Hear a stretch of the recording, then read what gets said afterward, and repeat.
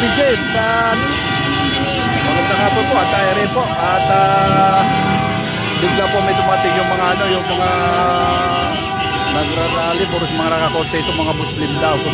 Mga kapatid natin na Muslim. Labulabog po itong mga kapulisan po, mga PJ. Nagpahinga po sila dyan. So, ito po bigla dumating ang mga ilan sa sakyan po ito. Puro mga nakabuti na po sila mga ka-PJ. Ayan, at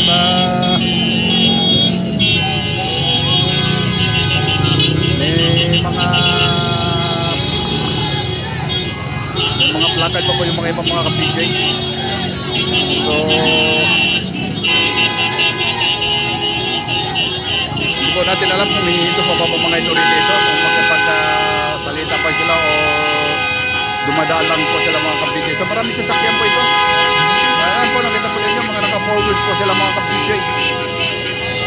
So, mga Muslim daw po ito mga ka-PJ, mga kapatid natin Muslim.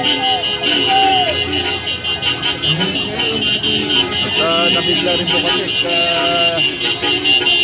nagkukwentuhan din kami dyan. Bigla po sumurpot mga sasakyan. Pero alam naman po namin na meron daw darating ito mga ito, pero hindi po namin alam kung anong oras yun.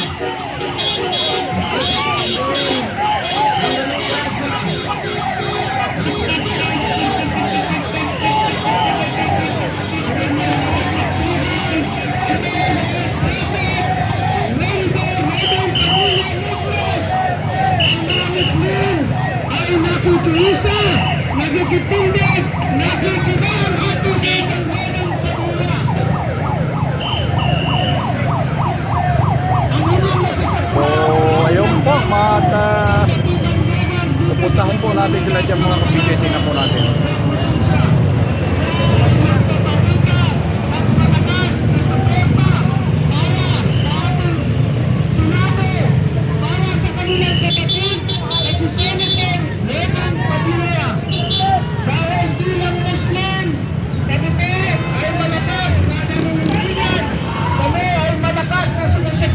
Natutulog po mga pulis kanina mga ka-PJ. At walang kalam-alam, biglang dumating ang mga sasakyan. Kaya't hintayin po lamang natin yung ating mga kasamahan. Dahil marami pa po ang hindi dumadating. Respete, i-welcome ang spokesperson ng Muslim Alliance Persona Duterte sa katahan na Engineer Nasib Nalarani. Marami pang organisasyon ang nagbitlog-bitlog, nagsama-sama upang magpakita ng suporta para kay Senator Robin Padilla. Kaya ngayon, hindi po kami papayag ng isang Robin Padilla ay 19. Hindi kami papayag na siya ay bastusin bilang Muslim. Kaya kami nagbitlog-bitlog, nagmula sa iba't ibang organisasyon, hindi lang dito sa Metro Manila, kundi sa iba pang mga karatig na probinsya para magpakita ng malakas na suporta para sa aming mahal na senador, Senator Robin Padilla.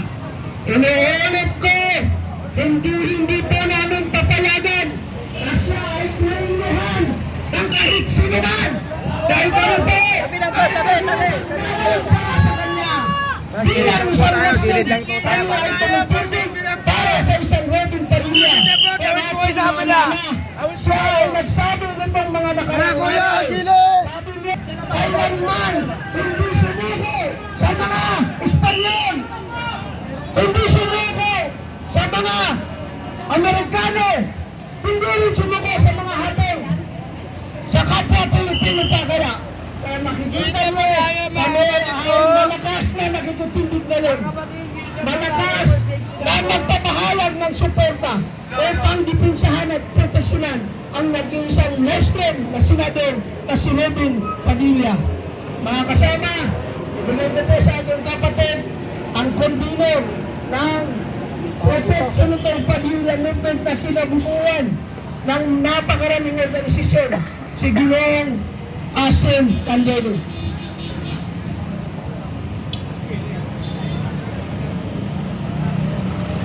Takbir!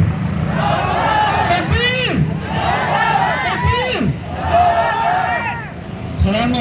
warahmatullahi ta'ala wabarakatuh. Ako po si Kasing Candido, lead convener po ng Protect Senator Padilla Movement. Buhay po ang suporta para ito sa mga maliliit na manggagawa sa industriya ng pelikula. Pangalawa, yung Philippine Islamic Korean Act.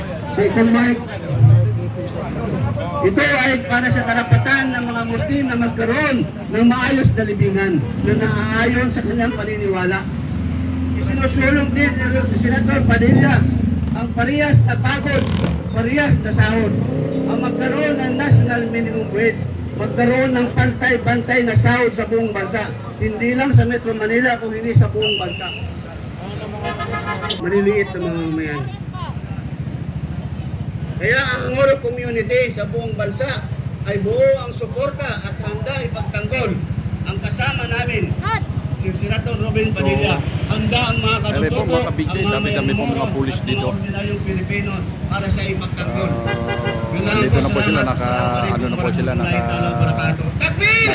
na lang po sila mga ka-BJ kung tuloy-tuloy po yung yung rally nila. Nais ko tawagin ang Dumating po na dito spokesperson kanina mga ka-BJ, ito ng mga pulis, Muslim nagpahinga lang po Alliance sila. o Sara So biglang Duterte sa dumating po yung mga, Kapayapaan, ito po mga Engineer kapatid natin Nasib Muslim. So Malawani. ayun, ano sila, nabula po mga ka-BJ, bigla po sila resita yun. Na wala po ang kalamalam eh.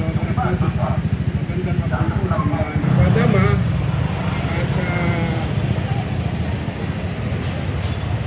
at patunayan na yung mga sinabi natin na huwag nilang kantiin si Senator Robin Padilla.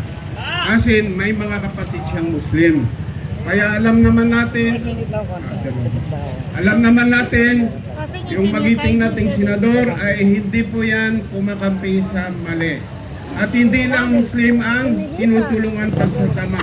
Kahit mga non-Muslim, makikita nyo naman, balansi siya. Mahal niya yung mga Christian, mahal din niya yung mga Muslim. Kaya po kami, hindi po kami nagkamali na sinuportahan namin noong 2022 election, national election, dahil naipanalo natin siya bilang number 1 na senador. At siya po ay hindi nag-atubili, hindi lang sa kamusliman, kahit sa mga lugar ng mga Christian, siya po ay nakikita natin sa telebisyon na yung tulong niya ay talagang pinapaabot niya. Kaya masama lang ang loob namin na may nagsabi na pwede siyang kweluhan. Hindi po kami papayag na may kumuli sa kanya. Kasi nandito yung mga kapatid niyang Muslim. Karamihan po dito, yung mga kapatid natin balik Islam, galing pa yan ng Saudi Arabia para ipakita yung suporta natin sa mahal nating Senator Robin Abdulaziz Padilla. Kaya mga kapatid, ito ay bilang patunay na nagkakaisa po kami. In fact, next week pupunta kami ng Lanao para i-launch din namin yung Protect Senator Robin Abdulaziz Padilla. Hindi ka po nag-iisa. Kung nakikinig man yung kapatid namin, hindi ka po nag-iisa. Mauna muna yung dugo namin kaysa iyo. Maraming salamat. Marami pa pong leader na gustong magsalita dito. Assalamualaikum warahmatullahi wabarakatuh. Ay, Ma'am Khalid. Ang sasalita magsalita ay galing po sa community ng Basoyco, galing sa sektor ng mga kababaihan, si Kagin Sharifa Mastura. Takbir! Mga ka-BJ, hanggang dito lang po muna vlog natin. Thank you so much po sa inyo.